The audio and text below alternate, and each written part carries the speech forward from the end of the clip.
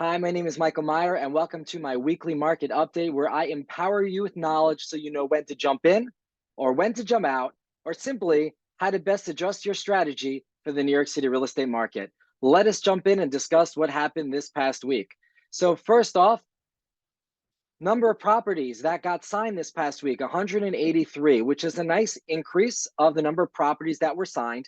If you take a look at over the last few weeks, you're going to see at this time of year, you start seeing a little bumpy bottoming out of contracts being signed, as you're going to see in the next few weeks. So we get into holiday season and towards the end of the year, it's just par for the course.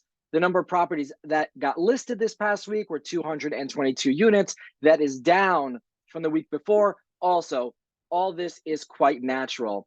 If we look at what's happening, the total number of units that are available for sale in our market in New York City, we have 7,359 units, and there are 2,621 units for sale that have gone into contract. Now, very notable, this is roughly 33% less than last year. So we're going to talk in a minute about, has the market bottomed out and where are we going? And I think pretty telling to see that we have 33% less properties in contract than we did last year. That's quite a big difference. Let's look at the pending sales on a historical basis. First of all, what I want you to see over here is the evolution of how the market has gone. If we go all the way back to 2012, we'll see that the number of properties that are in contract, they all hover between 2,000 and 4,000 for the most part, okay?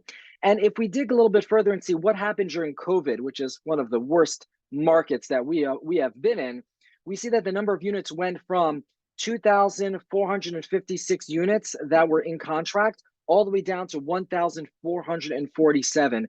That is roughly a 1,000 reduction in the number of properties in contract, right? People stopped doing deals. That was a very, very critical time in our marketplace. Now let's compare what's happened since then.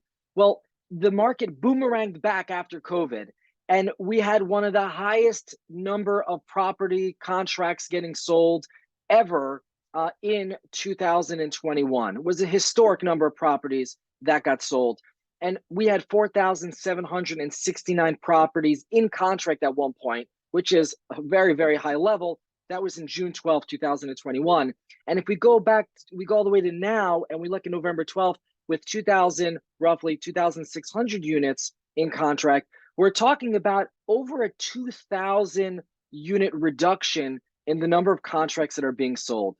The reason I bring this up is a lot of people are looking at the news out there. They're reading a lot of these clickbait headlines out there about how bad the real estate market is.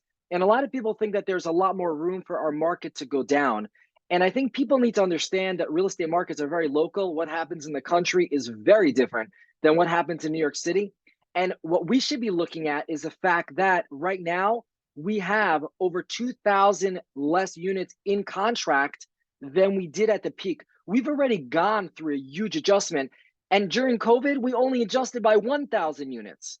So number one, I think that's very telling. And it's also why when we look at the total supply also, if sellers were very fearful about the market, they would be jumping in and listing their properties for sale. They would be very scared. That's not what happened. What's happening. Supply right now is 2.3% more than last year. I mean, we're basically at the same level as we had last year. It's actually down 5% from last month. So less properties are available for sale than last month. What that is saying is sellers are not fearful.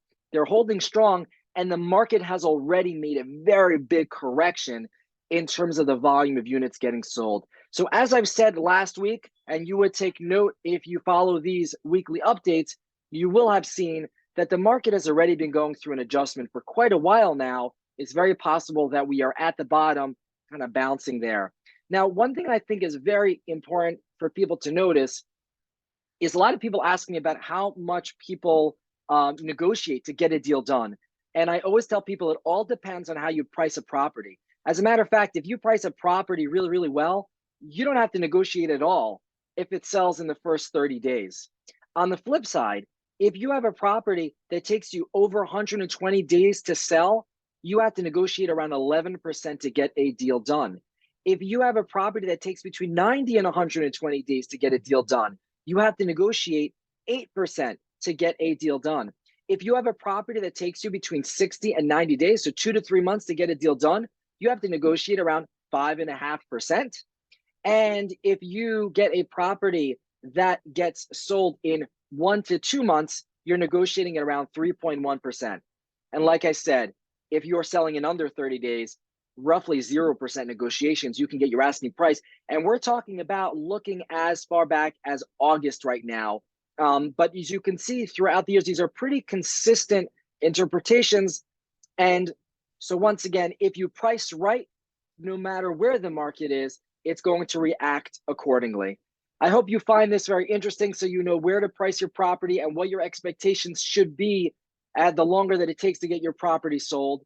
And also, if you haven't been watching the past weeks, there was a lot of information that was shared. So highly recommend that you subscribe or let me know, respond to this email that if you're watching this and say, add me to the weekly update. Some of the things that we discussed in the past weeks was how the big jump in the market, how that affected our market. We've talked about how new development sales have fared and how New York City had a very large increase and Brooklyn had a dramatic increase in the number of new development contracts. So we get into the finer details of that in previous weeks.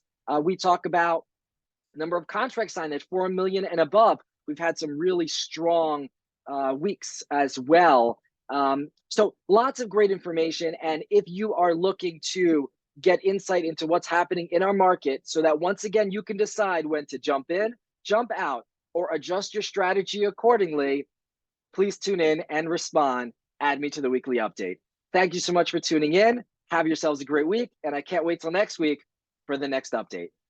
Take care, guys. Michael Meyer, the Meyer team at Compass Real Estate.